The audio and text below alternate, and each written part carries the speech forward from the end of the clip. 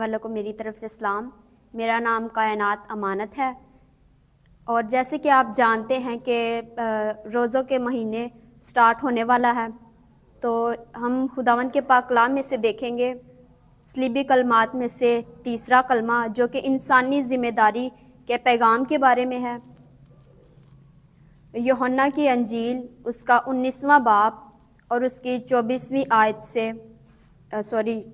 آیت، یسوع نے اپنی ماں اور اس شاگرد کو جس سے محبت رکھتا تھا پاس کھڑا دیکھ کر ماں سے کہا کہ اے عورت، دیکھ تیرا بیٹا یہ ہے۔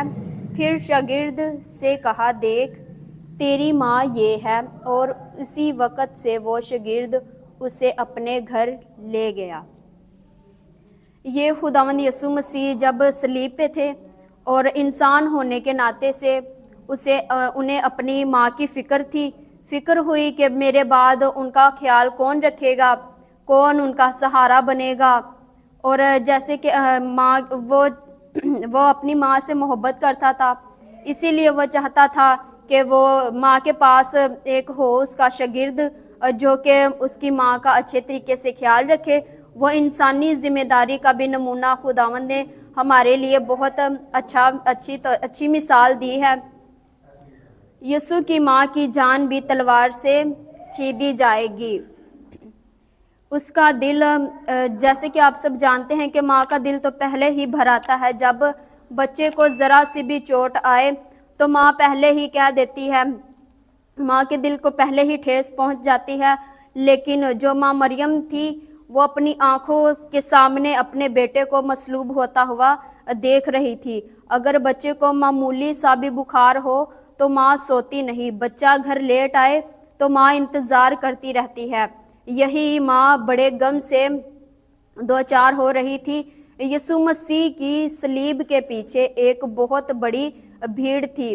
وہ بھیڑ جو بہت سی عورتیں تھیں جو یسوع مسیح کے لیے ماتم کر رہی تھی۔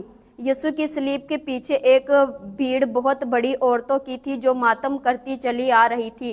یسوع نے ان سے ترس کا طلبگار نہ تھا، وہ ان سے مخاطب ہوا اور انہیں کہا کہ وہ اپنے بچوں کے لیے روئے، کیونکہ یروشلم تباہ کیا جائے گا، کیونکہ انہوں نے سلامتی کے شہزادے کو رد کر دیا تھا جب اس پر نگاہ کی گئی تھی۔ لوکا 19واں باب اور 41 سے 44 آیت۔ اس نے ان پر ماتم کرنے والی عورتوں کو روکا کہ مجھ پر ماتم نہ کرے۔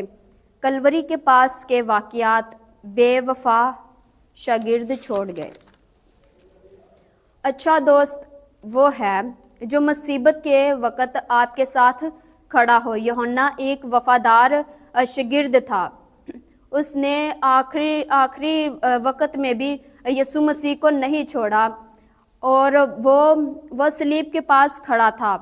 ایسی ہی وفاداری خداوند اپنے تمام شاگردوں سے چاہتا تھا، کیونکہ وہ جان دینے تک وفادار رہتے۔ یوحنا رسول ایک بہت ہی وفادار اور خداوند سے محبت کرنے والا رسول تھا۔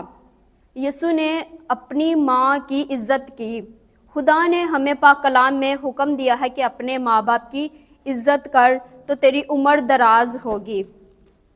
یسوع اپنے ماں باپ کا تابع دار رہا، اس نے اپنے ماں باپ کی فرما برداری کی، اور یہ پاک کلام میں ہمیں پہلا حکم ملتا ہے۔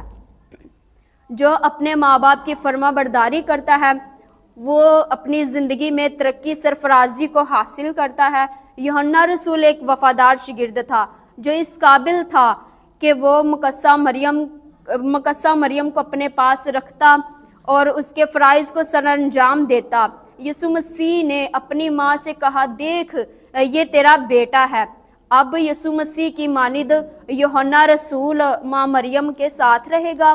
پھر کہا، دیکھ تیرا بیٹا یہ ہے۔ مریم یوحنا کے ساتھ بیٹے جیسا سلوک کرے گی۔ کلوری مسیح کا بدن ہے۔ ہم گھٹناؤں اور ناسازی حالات میں بھی اپنے والدین کو نہیں بھولتے ہیں۔ جب ہم نارمل یا شیرخوار بچے تھے تو والدین نے ہماری ہر طرح سے فکر کی۔ اب والدین جب بوڑھے ہو چکے ہیں وہ کمزور ہیں تو انہیں ہمارے سہارے کی ضرورت ہے۔ ان کی عادات اور جسمانی حالت بچوں کی مانند ہو جاتی ہے، اب انہیں ہمارے سہارے اور مدد کی ضرورت ہے۔ مسیح نے اس فرض کو اپنی تمام زندگی اور صلیب پر خوب نبھا کر ہمارے لیے ایک نمونہ قائم کیا ہے۔ مسیح خداوند ایک عظیم ترین خادم ہو گزرے ہیں۔ اس نے 33.5 برس تک زمین پر خاندانی اور روحانی خدمت کی، لیکن وہ اپنے والدین کے تابع رہا۔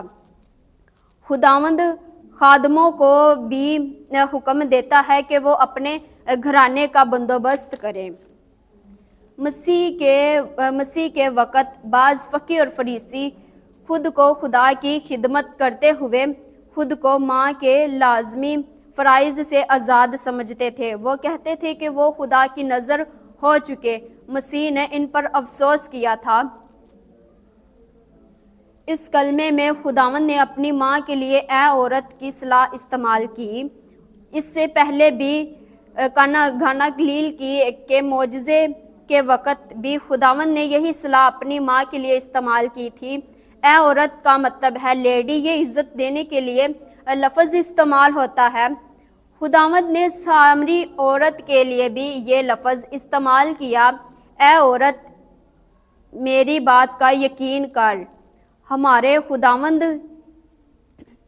خداوند نے یہ لفظ کنانی عورت کے لیے بھی استعمال کیا تھا کہ اے عورت تیرا ایمان بہت بڑا ہے۔ جب مریم مدلینی کے لیے بھی خداوند نے یہ لفظ استعمال کیا کہ اے عورت تو کیوں روتی ہے۔ اردو ترجمے میں لفظ خاتون یا بی بی، فرشتوں نے بھی یہی لفظ مریم مدلینی کے لیے استعمال کیا، اے عورت تو کیوں روتی ہے، جس نے والدین کی عزت اور احترام کی تابعداری کی اور تنہائی کرب کی حالت میں بھی ماں کی کیفیت کی ذمہ داری کو پورا کیا۔ وہ خداوند یسوع مسیح ہے۔ اب ہمیں بھی چاہیے کہ ہم اپنے والدین کی عزت کریں تاکہ خداوند کے نقش قدم پر چلیں اور ہم اپنی زندگی میں خداوند کے پاک کلام کو پورا کریں۔ آمین۔ Thank you.